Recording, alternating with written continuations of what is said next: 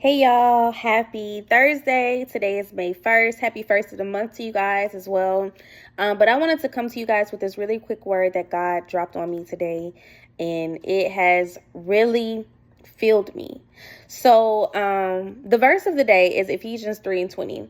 In the King James Version says, "Now unto him that is able to do exceedingly abundantly above all that we ask or think, according to the power that worketh in us." And I have I have BibleGateway.com pulled up, and it has all the different versions. And I just read the Amplified version and I love it. So I'm going to read it. It says, "Now to him who was able to carry out his purpose and do super abundantly more than all that we dare ask or think, infinitely beyond our greatest prayers, hopes, or dreams, according to his power that is at work within us." And I woke up this morning when I seen that. I said, today is my Ephesians 3:20 moment. Like, I'm about to have my Ephesians 3:20 moment. God is about to do whatever he is about to do is happening today on May 1st. I don't know why I feel that way, but I'm declaring that in faith. Like, today is the day. It's that day. And if well, we ain't even going to say if it don't happen, because today is the day, right? And so I've been on that all this morning. Now, it's only 11:17, but I've been on it this morning. And that even just spoke to me because 17 symbolizes victory. And the way that my MacBook has this set up, it says Thursday, May 1st, and then 11 is right beside that. So it's like 111 and then 17. So I just feel like we got victory, and God has given us a fresh start. Y'all, 1111, 111, 123, 555, 333, 777, 999, 9999. Them numbers been chasing me down like crazy for the past 3 days. So I know God is doing something, and I'm declaring that it is going to take place today. So Ephesians 3:20 moment. I'm standing strong in that, right? Y'all see my energy. I'm on that. I feel like God has been confirming it. So I don't know if y'all remember, but I told y'all when God told me that my best friend was my husband, it happened on October 5th, 2021, but it was in the early morning. I was up cleaning up, and I heard trumpet noises, and then I heard my best friend's name. So whenever I see something about a trumpet, I'm just associating that with him, right? Even though it does not have to be associated with him, because I feel like the trumpets symbolize for me like just God moving, like this is God pushing me into my promised land. So remember the phase 10 game that I told y'all about. It has different phases, different levels, different challenges. And the challenge that I just got out of was a challenge that they had trumpets. So I'm actually going to insert the picture because right before I entered into this challenge, it said, "Congratulations, you are entering into a new chapter." So I took this picture like 2 weeks ago, and I played the game last night, and I had like 5. I was on level 4, and I think it was going to level 9. So I said, okay, when I end this level, I know that I'm about to go into my next. When I end this challenge, when I end this chapter, I know that I'm going into my next. But I had like 5 levels left. So I'm like, but I'm not going to rush it, right? I'm not trying to rush into the next. I'm just going to go and go. So I went to bed entering into level 5. I think I had just started level 5. When I woke up this morning and I sat down to play the game, it told me that I had completed that chapter, and it had pushed me to another one. It pushed me to a completely different thing. So we not on the trumpets no more. We on the paint, right? And right now it just made me think of a canvas, a blank canvas. You get to paint however you want to paint. Again, a new start, new beginning, right? So that just dropped on me. So I'm like, okay, I said, if I whenever I move from this trumpet, I know that it's time for me to walk into my new. I thought I had 5 levels left. And God, this morning when I woke up, I entered into this new chapter in my phase 10 game, and it's an empty canvas with paint. So it's you know what I'm saying? We starting. So, all right, I'm taking all the confirmations. I'm with it, right? And what just dropped in me? So I was in my prayer, and I was thanking God, because I'm thanking God for exiting this level, y'all. God has shifted me so much in this level. Let me tell you, there's a chance, and I have to tell you all this in order for you to understand it. There's a chance God could be moving me to another state. Now, I have a whole testimony about this that's going to come out later when I figure out if he actually moves me or not. But he started me back in October of last year preparing to move to Washington, D.C. And I prepared by applying to jobs in Washington, D.C., looking for apartments in Washington, D.C., doing all that, looking for schools for my son. And so at that time, what you going to do with your house, right? Because I have a house. Well, I'm not selling my house. I'm not ready to sell my house because I'm only going to be in Washington, D.C. for like a year. Like, I'll probably only be there for a year. So I'm not going to sell my house. And no, I don't want nobody renting it out. So I'm probably just going to pay the mortgage and the rent in it. And I stood on that because I did not want nobody staying in my house. Y'all, my house is truly a blessing from God. And I feel like this house is so protected. The way that I done prayed through this house, the way that I've prayed over this house, the way that I've thanked God and I gave it back to the house. This is God's house. So can't no harm come to this house, right? And I feel that strongly. So I'm like, I don't want nobody bringing no demons, bringing no spirits up in this house. This is God's house. This is God's temple. You want to see a temple? You come to my house. This is a temple. So I really felt like that. So I wasn't trying to let nobody stay here. And that's it. And I knew the move was supposed to take place with my best friend. We was going to be married and we was going to move. And I prayed about that because I'm like, God, I really don't want to move to another state by myself. Like I have a child. I need the support, right? I need the support system. I don't want to move like that by myself. Sunday, this past Sunday, y'all, I did a whole 180. I don't mind renting my house out. I think I got somebody I can rent it to. I can rent it to this person. I don't mind selling my house if I got to sell it. I could sell it. That's fine. Because then I could just go over there wherever I'm going and get a new house.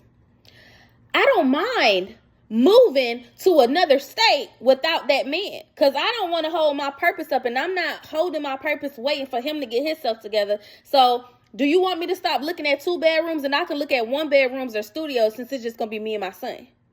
Right? Like, I did a whole 180. Everything that I said that I was not going to do last year, I've been open to doing it this year. I've been open to doing it within the last 2 weeks. And when that happened on Sunday, I started asking God, because y'all, I'm still not talking to my best friend. And I asked God to show me if I should, because I started looking at 1 bedrooms and studios. And I asked him, like, okay, well, what you want me to do? Like, do you want me to still look for 2 bedrooms or do you just want me to look for studio and 1 bedroom? Like, you tell me what you want me to do and I'll do it. And he showed me that he wanted me to still look for 2 bedrooms. So I'm like, okay, cool. But then I got emotional about it because I'm like, was I even right by looking at a studio or a 1 bedroom? Right? Like, am I doing right by doing it? I don't want to move ahead of you. I don't want to move to the side of you. I need to be behind you and I need you leading me. So I need to make sure that I'm doing everything right. Am I doing right? Was I even doing right by thinking like that? Am I even doing right by thinking about selling my house? Like, am I doing that? And he confirmed to me that night that I was humbled. That's what he needed. I had been humbled. I had been humbled to the point that I took my restrictions off this thing and I told God, nothing is going to keep me here if you want me to go. I'm not going to let nothing keep me attached to Atlanta if you want me to leave. I'm not letting no house hold me up. I'm not letting not wanting to rent my house or whatever hold me up. I'm not letting that marriage promise hold me up. I'm moving in my purpose. If that man coming with me, he better just catch up with me because we already going to be there. This house is not going to hold me back. I could get somebody to rent and have my best friend be a property manager, or since she's a real estate agent, or I could have her be my real estate agent and try to sell the house. However you want me, I'm not letting nothing hold me back. And he revealed to me on Sunday that I had humbled myself. And I got excited about that. Like, okay, I'm humbled. And so all of that came back around to me today because I just had this idea about how, God doesn't tell us the full plan, y'all. But when he start making it make sense, it makes sense. And so I think about how God is sending me back to school to become a nurse practitioner. God has also instructed me to go back to school for construction management. Now, y'all, that's a God thing, because Aaliyah ain't got no business trying to learn how to build a building. I don't have no business trying to learn how to build anything, but God put that on me as well. So I've already enrolled into the school and gotten accepted. So, but he's like, everything that you do, nothing is wasted. Everything that you do works together, but you have to be willing to move, y'all. So imagine me going to school for construction management and going to school to become a nurse practitioner, and now I can build my own clinic. Imagine me selling this house, and now I graduate with my construction management degree, and now I can build my own house. You know what I'm saying? I could build my own house. And it made me think about, like, for instance, my best friend, he wants to own his own bar, right? So right now he's a bartender. And, you know, some of the things that we struggle with, but we talked about before, was him being a bartender. He didn't want to work all the different positions in the in wherever he worked at. He just wanted to be a bartender, right? Because that's what he wanted to do. And I always told him, well, you got to learn the other positions, because you want to be a bar manager. You want to have your own bar. You got to learn management positions. You got to learn the positions of the cook in the kitchen. You got to learn the hostess. You got to learn the server. Like, you got to learn all that, because this going to be your business. And if somebody don't show up, Mr. Boss, man, you got to get up in position and do that. And so it made me think about how in this season, God has opened me up to new things. So when he say he can do abundantly and more than we think or ask, we have to be open to receiving that. Because if God redirects us to do a different thing, he may call us back here, right? He might call us back to the very same position that we started in, but you got to go learn other things. So for instance, I'm going to give my best friend example. God may be taking him and want him to be a manager right now. You gonna get to be a bartender again, but right now he needs you to be a manager, because you need to learn the management aspect of running a business. The jobs that I have been applying to, I applied to a manager job at a finance company. You need to learn the finance aspect of a business. I've also been applying to director roles at a healthcare company. You're going to own your own clinic. You need to learn what it's like to be a director over these type of things. Everything works together. Nothing is wasted. No experience is wasted, but you have to be willing to move with God. And so when you talk about your Ephesians 3:20 moment, it says, and again, the Amplified version, now unto him who is able to carry out his purpose. If God's purpose is for me to own a clinic, I need that construction management degree. I need that nurse practitioner degree. I need that finance position if I get a finance position at a finance company. I need that director experience from a healthcare company if I'm going to own my own company. I need that experience. Now to him who is able to carry out his purpose and do super abundantly more than all that we dare ask or think. Why would I think to ask God to put me in construction management? I'm not trying to do that.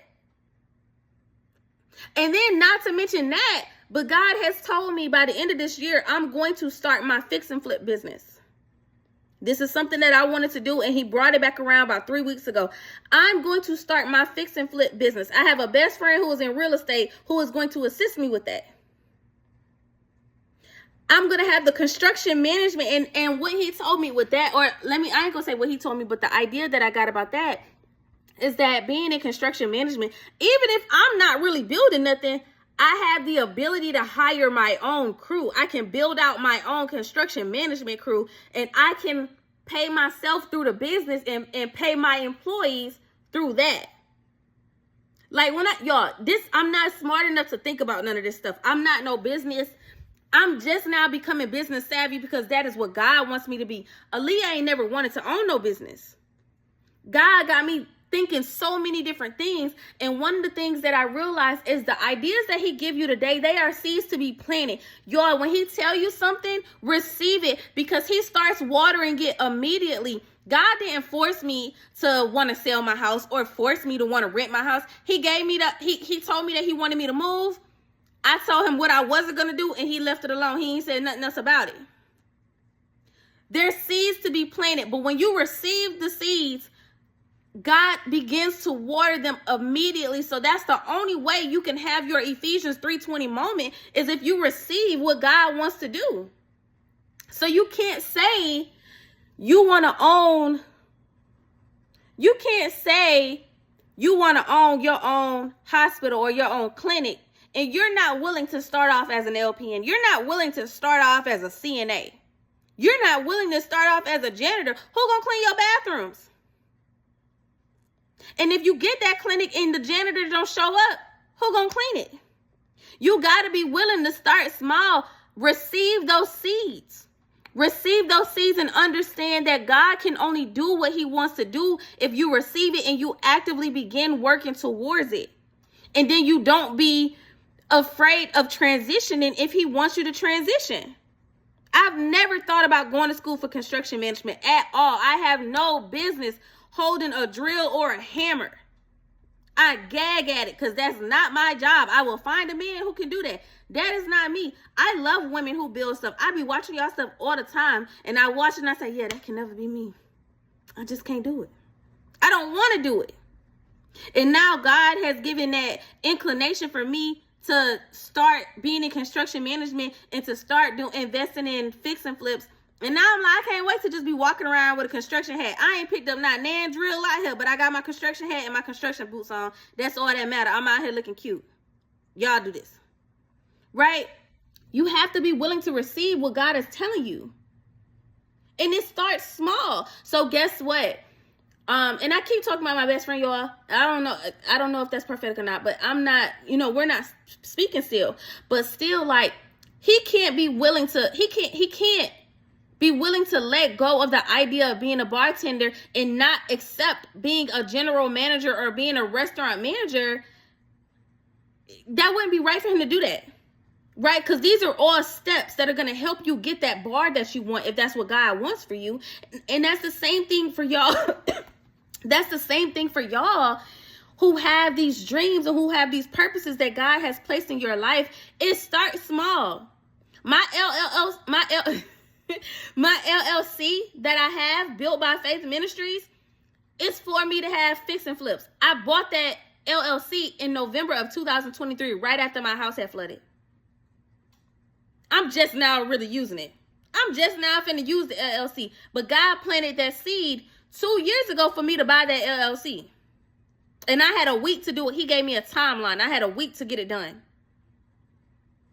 Y'all, don't mess up on your opportunities because it's coming in a way that you don't like, or it's coming in a way that you don't expect. It says God can do super abundantly more than all that we dare ask or think, infinitely beyond our greatest prayers, hopes, and dreams, according to his power that is at work within us. It is God's power that is at work within us that has given us these dreams, that has given us these hopes and trying to bring them into fruition. It is God's power. These are God's dreams. These are God's tasks.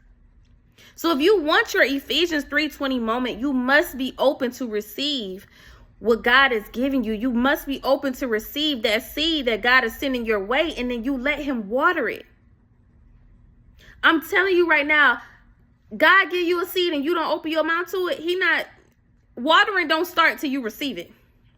So I want y'all to think about that, me not wanting to sell my house or me not wanting to rent my house out, and I'm still here. And then, not saying that that's not the reason I'm here, but I'm just saying. Then I want you to think about that life coach testimony that I gave y'all when my best friend spoke, being a life coach to me on March 6th. The names came to me March 7th. The client came to me March 9th. 4-day turnaround because I received the seed that she planted in me about being a life coach. So, I just want y'all. This is my Ephesians 3:20 moment. I done gave up a lot. I done gave up a lot of my ways. I done gave up a lot of my ways of thinking, a way of doing things, my ideas. And I've been completely open to what God wants me to do. And I knew I was open for real when I said that I would move to another state without no support. Because what I'm going to do while I'm at work? I'm saying my son at school. What if they didn't have no after school program? Who going to get my child? What if my job say I can't get him? Whole bunch of what ifs. Personally, God knows me. God knows my son is the most important person in my life. So, I can't work for no company who does not support my being a mother, right? I would never work with a company who does that. But I knew that I was open when I changed my mind about that, because I was very dead set on God I cannot leave this state without being married to this man. And now I'm like, when you want me to move? I already got the apartments laid out. I already know where I want to stay. I already know what school I want my son to my son to go to. I done did all that research. I'm not waiting on him. He better catch up. So, yeah, today is my Ephesians 3:20 moment, and I can't wait to come back and testify about everything that happened today. But I just wanted to say, let God lead you and be receptive to his word. Be receptive. If you really want to experience your Ephesians 3:20, you must be open. You will not, you can't receive it if you're closed to what God wants to give you, if you're only open to your way of doing things, if you're only open to how you want it to be. This ain't about you. You're not going to experience that Ephesians 3:20 moment if you're only focused on how you want things to be for you. You're not focused on what God has told for you. You're focused on how it's supposed to look to you in your eyes, in your mind, in your heart. So that's the word of the day, y'all. We are celebrating our Ephesians 3:20 moments today. And I would love to hear y'all's testimony. I would really love to hear them. Y'all can email me. My email and stuff is in my bio. Also, y'all can leave it in the comments too. Because I would really love to hear about y'all's Ephesians 3:20 moment. I really, really want to hear it. I've been hearing testimonies. I talked to my son's old teacher today, and her testimony really helped me too. So yeah, I would love to hear them, y'all. But that is it. I hope y'all enjoy the rest of y'all day. Have a great Thursday, and I will see y'all in the next video.